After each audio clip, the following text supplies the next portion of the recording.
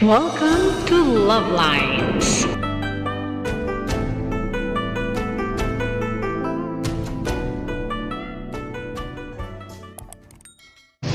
Good morning Philippines and hello world. Araw ng linggo kaya tara, simba tayo.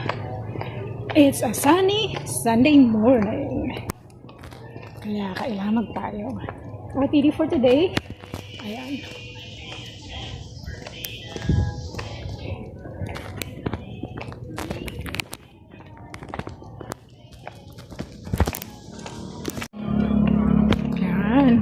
Maasul, asul na asul ang langit at may naliligaw na ulap na parang cotton lang. Cotton cloud. Oops, daw ng sun. Ang ganang halaman nila.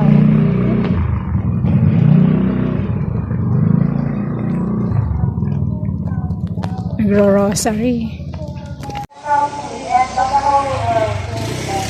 Hail, Holy Mother of Mercy. Hail our life, our sweetness, and our gracious advocate, thine eyes of mercy towards us. And after this our exile, show unto us the blessing. Holy Name, pray for us. Holy Mother of God, pray for us.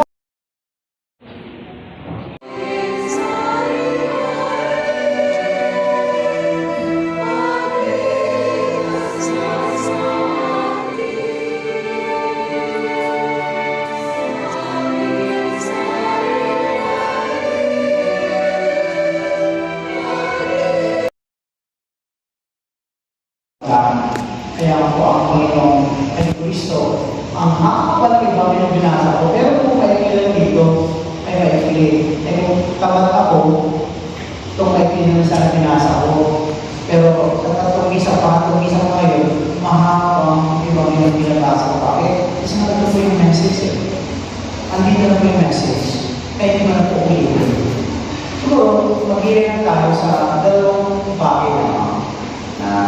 Yung pag-iputan natin, pag-ilayan natin, samahan mo ako para magkaroon tayo ng take-away ko muna. Siyempre, may introduction muna po ako.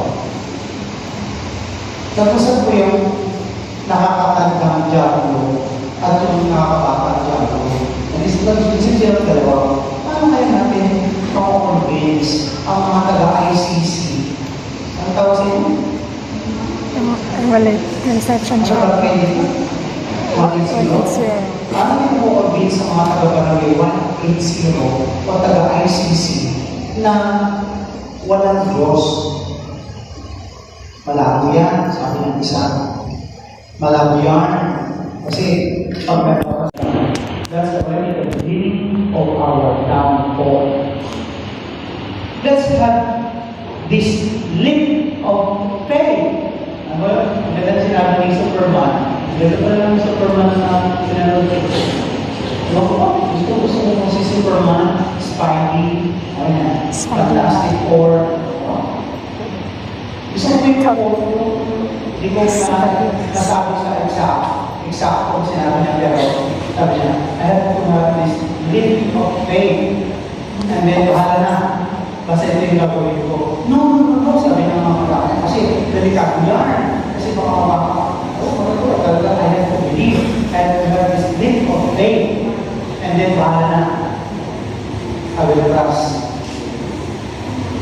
the process later. Leap of faith. And then sa mga gusto ko idurtong na rin yung tunay nga si Superman talagang Superman. Kasi kahit bubugin mo yan, mabasag ang kanyang mga buto, pabalik pa rin yan sa pagiging Superman. Superman na eh. Pero ang hindi niya kaya i-control, mass media. The power of mass media cannot do anything. Talagang talaga, ang pinakita ng mass media and kanyang pagiging tao, pagiging marupok, ang kanyang pagiging emotion, my dear friend. Galing siya sa pamilya na hindi maganda. yung kanyang pananampalataya na super yung letter S. Yung letter S nito, Krypton planet speaks of that S is hope. So he believed with full conviction of the faith that in the name of justice and truth, he will serve. He will bring this to the humanity. Hindi ba yan yung kaya sabi natin, hope does not disappoint. Espes, non-conformity. God will never put us to shame. Siya ang pag-asa eh. So if that is the foundation natin, na hindi tayo panghiyain, hindi tayo disappoint ng kanyang Diyos na ito. That is the promise of God. His fidelity to us. Yan. Kaya, kung parang topic ko natin, kung gusto natin maging tapat ang Diyos sa atin, yung tugod natin sa kanyang katapatan din, the first word is consistency. Saan maging consistent tayo? Hindi lang tayo makalit pag-araw ng linggo at tinida. Kung gano'n sa akin sa akin, pagkakapagpili sa dito. Ito yung challenge sa amin eh. Siyempre, kinagyo parang kami mag-result ko ganyan ganito. E paano mag-result na kami ng civilian? O ano ang purpose ng parang mag-result ng civilian para kailangan sa kanilang chicks? Ganun lang. Hindi ate yun. Kaya ako nag-result na ako nakitig lahat, may cross na ako, nalaway ko yung cross ko. Kaya ako may nakakatakot yun eh. Siyempre baka pwede nga naman mangyari. Baka masinihan. Siyempre, hindi lang pare ako. Siyempre, dami po sunod. Kaya ako nakain. Tapos bata, takaw pala. So, ingatan ko din. Kasi kaya hindi ako magsuot ng mga kasuotan ng pare. Kung lumalabas ako, ingatan ko din sa sarili ko.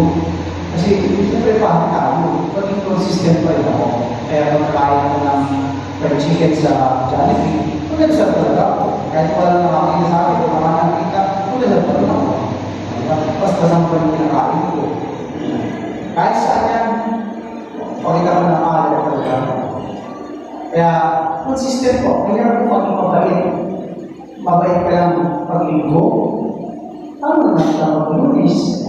Mabait ka pa rin dapat. Kaya na, the more you simba, the more you will become mabait. Mga natin. Kaya dasal ka ng dasal para makapagod ka. So, may mga natin yung sinasabi ko last time. And dasal ako sa bahay, masalabi ko sa inyo, may nadagdag na dasal sa Apamimang Maria. Ang tutulong ko sa testing sabi ko po, sa office at tatlo, pag nag-absent ka 3 beses, drop may subject. Out! Pamitas. Dito po. Ako pwedeng lumay-lumay sa office at tatlo. Tapos, pagdating sa gitna, stick to pa rin ang tao. Pero kung minsan nag-exam sila, intern. May mga estudyante ako nag-reklamo. So, office na mabait ka. Tapos pagdating para sa gitna stick to na. Hindi mo sa pangit ko. Maganda yung sa office ay stick to pa. Tapos sa huli, sige, nakikita ako. Consistency po natin. Mahirap po ang katapatan ng Diyos sa atin kung itutuon natin sa kanyang katapatan natin kapag hindi tayo consistent. Yun na saan yung pananampalataya natin. Baka sabihin mo, balik, mahaba pa naman ang oras. I have more time, kaya okay lang hindi ako inconsistent. No. So the second word that I have to let with you is avoid complacency. In short, magsipag tayo, kasipagan. Kasi kapag sabihin mo na ang oras sa pader, no. Kaya, taas na ng dalawa ako. Kaya kapag nakipag-inuman ka, hindi ka makontento. Hanggang sa sumusuka ka, hindi mo matatalo ang paprika ng something light or red horse. Hindi mo matatalo yan. Kapag hindi ka uwi o hindi ka balang-leg, tapos wala ka ng trabaho, kapag ako, 35 ka na. Sabihan sila, imagine na hindi pa ako yan na nasabi niyo sa kanila na wala na tayo panahon. Tama na. Habang kailan ka matatauhan, matututo. Wala na kaming lakas na nag-iipon para lamang sa iyo. Paano magaling pa naman? Ikaw ay manindigan na, tatayo na sa sarili mong buhay. Ano yung bigay ko? May matamilyo na ako Paulit-ulit mong sabihin yun sa kanila. Paulit-ulit. Hanggat nasa inyo pa ang mga anak ninyo, kahit pa nakapag-aral ng mayan, kayo pa rin po ang masusunod. Kung ayaw na nilang makinig at sumunod sa inyo, ano gagawin yung simple lang? Ano gagawin nyo? Buksan, tipuan, tapos? Layas. Layas na. Matapang ka na pala. Alis ako sa bahay na! Ayaw ka sa mga bahay na to! Pagod ka ako! Layas! Mais ka! Ganun, naging matapang ka. Tapos babalik siya. Mahal ako pamasahe. Maglalayas mo ang pamasahe. Mahal pamasahe. Mag-asawa lang mga tayo ka. Dahil kung matino lang sila, hindi yung mga. Sisimba sila para mapabayan sila. Kaya sana tayo maraming sinisimba mga kataan. Mga naglilingkod sa simbahan. Kaya sa dito wala mabuhong. Totoo ba? Kaya thank you po. Thank you mag-ibig. Thank you po. Kaya ito po yung nakakabuhay sa ating mga pare. Pag nakikita po namin kayo, mas sisipawan po namin po. Paging consistent po kami.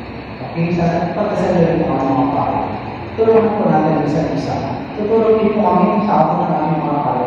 Isa, lasal, at gawin po natin mga anak po natin. Dahil sila po yung natin. Sila yung ating lakas. Amen? Sumasa pala tayo. Sa Diyos. Merkules, Bebes, at Bernes, sa renang nagaan ng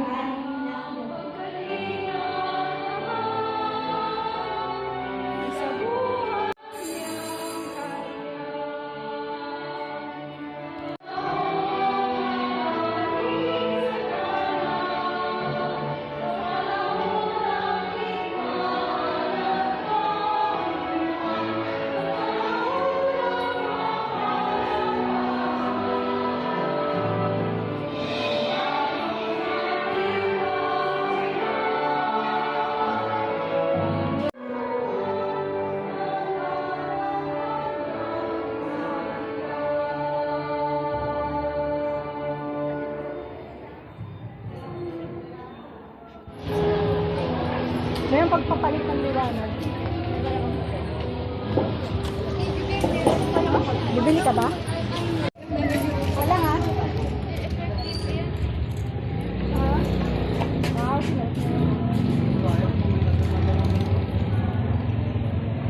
Ayaw ko nun. Ito. Maganda kung may green. Mabango yan. Yan ang pinakabago.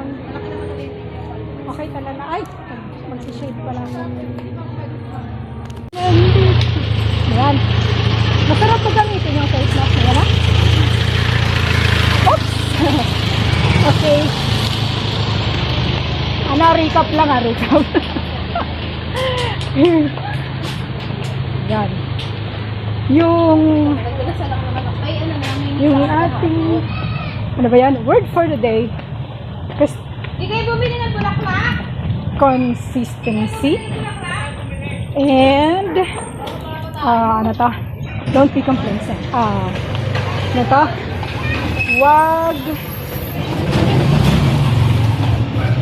Yun nga, be consistent and don't be complacent daw. Maging consistent ka sa pananampalataya. Alam natin yun. Ang reading tip ngayon, ang reading ngayon, yung pagiging faithful na ating Panginoon.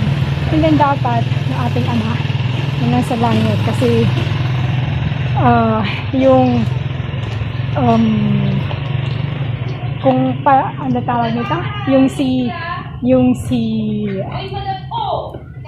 Father Abraham naging father, si Sarah ang naging ina. Silang pinagmulan ng ating libo-libo.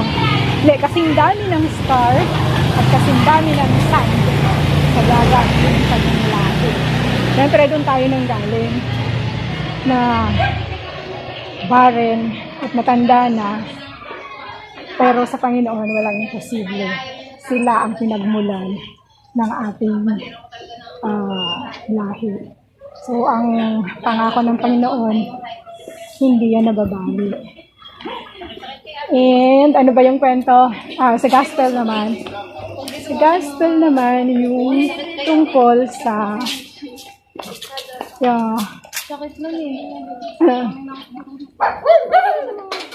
yun nga sabi nga, kung kahit hindi nakikita ng amo, dapat ginagawa ng tagapagsilbi ng katiwala ang ipinagkatiwala sa kanya kasi hindi alam kung kailan dadating ang kanyang Panginoon o ang kanyang boss. Pag dumating, pag ginagawa niya ng maayos ang kanyang trabaho, siya ay magkakaroon ng reward. Pero pag hindi, syempre punishment. So yun, uminog yung sermon ni Father na dalawang word, be consistent and don't be complacent. Gawin mo ng maayos, nakikita ka man o hindi, ang iyong responsibilidad gawin mo. So just be responsible. Maging tapat. In other words, maging responsable ka. So, kasama yon, magiging responsable, disiplinado, and that's the attitude. Kung ano pinagkatiwala sa iyo, gamitin mo sapagkat hindi natin alam kung kailan darating ang Panginoon. Ganun yun. Okay. So, sa ating mga Kristiyano, hindi ka lang Kristiyano sa loob ng simbahan. Kristiyano ka 24/7. Alright. That's all. Thank you for watching. God bless, Mama. So that's all for now. Thank you so much for watching. Once again, this is Love Lines. Have a good day and God bless.